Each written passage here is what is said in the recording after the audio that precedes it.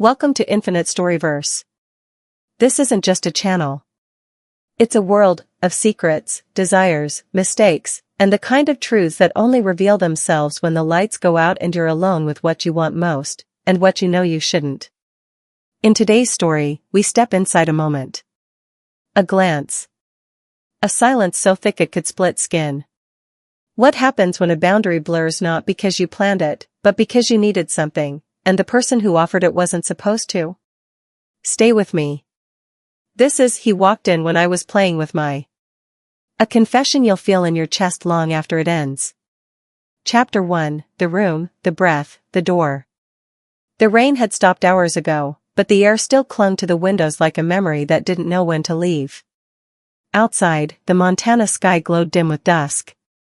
The kind of quiet that seeps into your bones had settled over the cabin. You'd think peace feels like that. But peace and silence are two different things. I'd learned that the hard way. Inside, I was sitting in my bedroom, the lamp by the bed casting a low amber light across the sheets. A book lay open beside me, unread. A cup of tea had gone cold on the nightstand. My skin buzzed under the surface, restless. Empty. I couldn't remember the last time I'd felt wanted, really wanted, in a way that didn't just touch skin but saw through it. It had been 3 years since my divorce. 14 years of marriage to a man who once touched me like I was made of stars, and ended up barely noticing when I cried in the shower. He was all ego, all surface. By the time we split, I was already a ghost in my own house. Since then, there had been a few nights here and there. Shadows of intimacy. Moments where I tried to convince myself that the weight of another body would be enough to quiet the ache. It never did. And yet, tonight, the ache was louder than usual. Sharp. Pressing. Like something inside me was knocking on a door I hadn't opened in years. So I reached for myself. I didn't plan to. I didn't think about it. It was instinct, the kind of motion you make when you're starving and the fridge hums with possibility. But this was no hunger for food.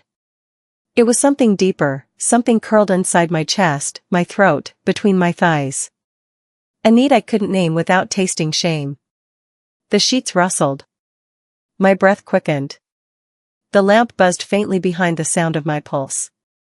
I let my hand slide under the waistband of my shorts, the cotton soft, my skin warmer than it should have been.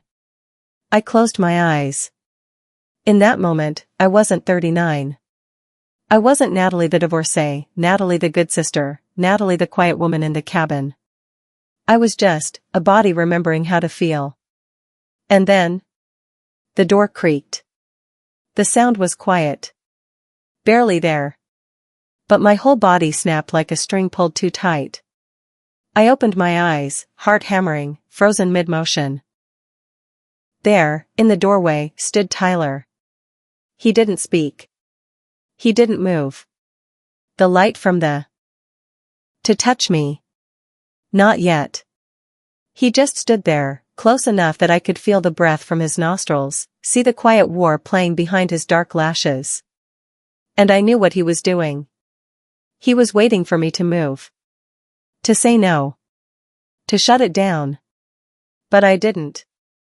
I stepped back. Not to escape him, but to breathe. I needed air that wasn't shaped like him. I walked to the window and pulled the curtain aside. Outside, moonlight glazed the porch in silver. Trees rustled softly.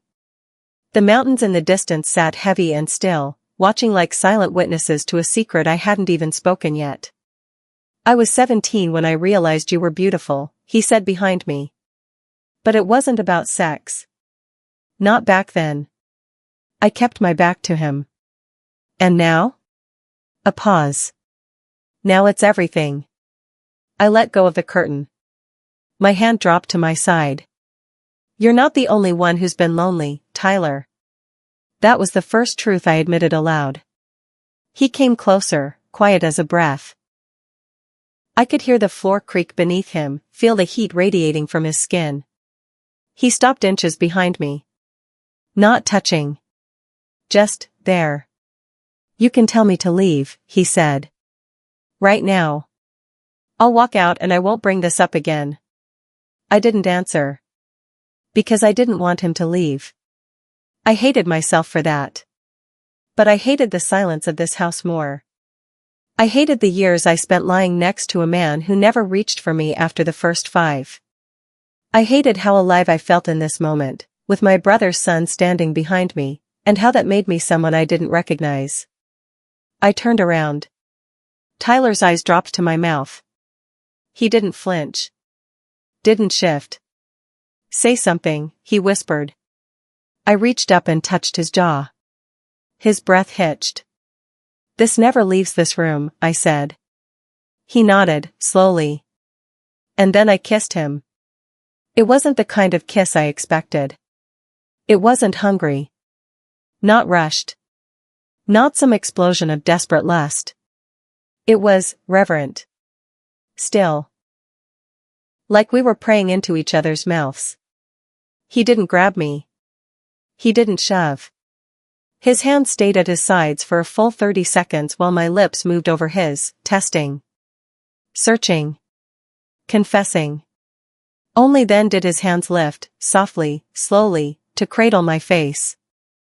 That moment did something to me. Because for the first time in years, I felt like a woman who could be touched without being used. I pulled him toward the bed without a word. We sat. Breathing each other.